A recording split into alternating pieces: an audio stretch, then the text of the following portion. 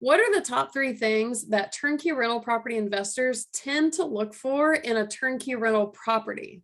So they want to buy a turnkey rental property. What is their focus? What are the things that are most important to them? I'm going to give you the top 3 things that I see turnkey rental property investors focusing on, and I'm going to give them to you in descending order from most important to least important. After I tell you what those 3 things are, I'm going to tell you whether I agree with them or not. Suspense. You don't know if I'm going to agree with them or disagree with them. We'll find out.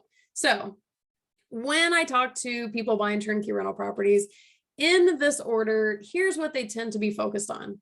Number 1, cash flow. And that comes out in one of 2 ways. Either, oh, I want it to meet the 1% rule, or I want it to cash flow X number of dollars per month, 200, 300, 500, whatever it is. They are most focused on the cash flow above everything else. Number 2, after cash flow, they care about price point. Partially logistics, you can only afford so much, but they tend to want the cheaper price point. But just generally speaking, there's usually some kind of price point preference in here. Understandably so. Number 3, so we have cash flow, price point. What's the number 3 consideration? The quality of the neighborhood. $10 says most people I talk to are going to tell me they want a property in a B-class neighborhood. Cool. Nothing necessarily wrong with that, but this is the order we're working with. They're first and foremost concerned with cash flow. Second, they're concerned with the price point. Third, they're concerned with the neighborhood. Now, do I agree with that? Is that what I think their focus should be, and in that order? Well, here's what I'm going to tell you.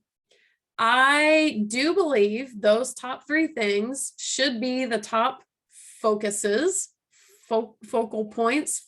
I don't know what the plural for focus is. However, I would put them in a different order.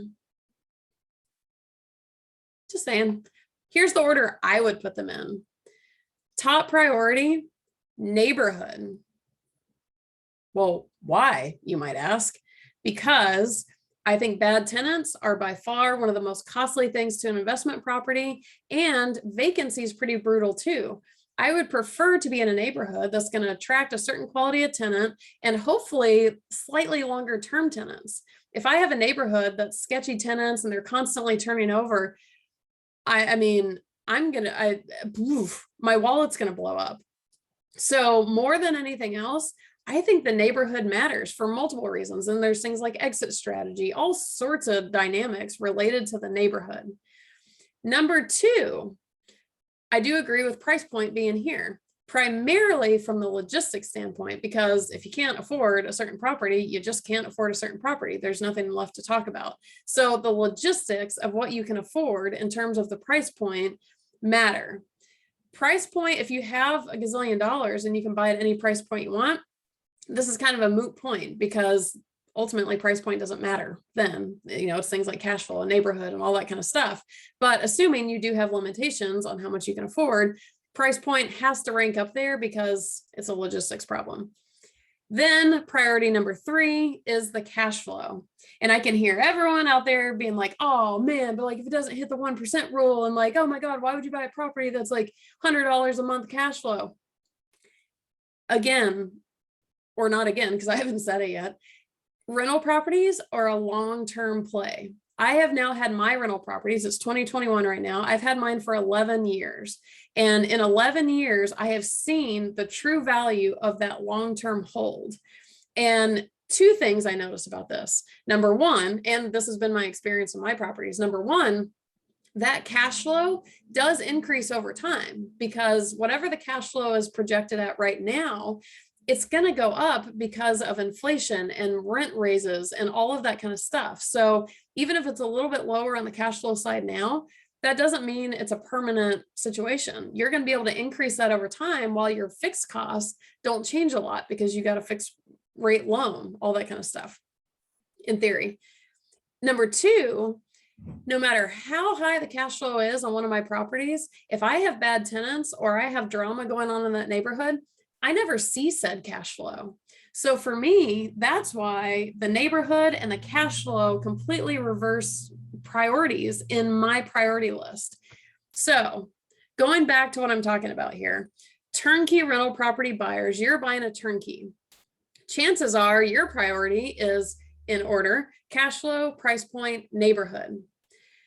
My personal stance on it and my encouragement of things to think about as you're going forward on properties is re-ranking those to neighborhood, price point, cash flow. Again, cash flow is projected, and if the other things don't work out, the cash flow is not really going to be there. 1% rule, throw that sucker out the window. Run an actual profit analysis on the property. Don't go off the rules. So let me know what you think. Do you agree with most turnkey rental buyers for cash flow, price point, neighborhood? Or do you agree with me, neighborhood, price point, cash flow? And let me know why you choose your answer. And if there are any other priorities that you look at when you're looking at turnkey rental properties, throw those in the comments also.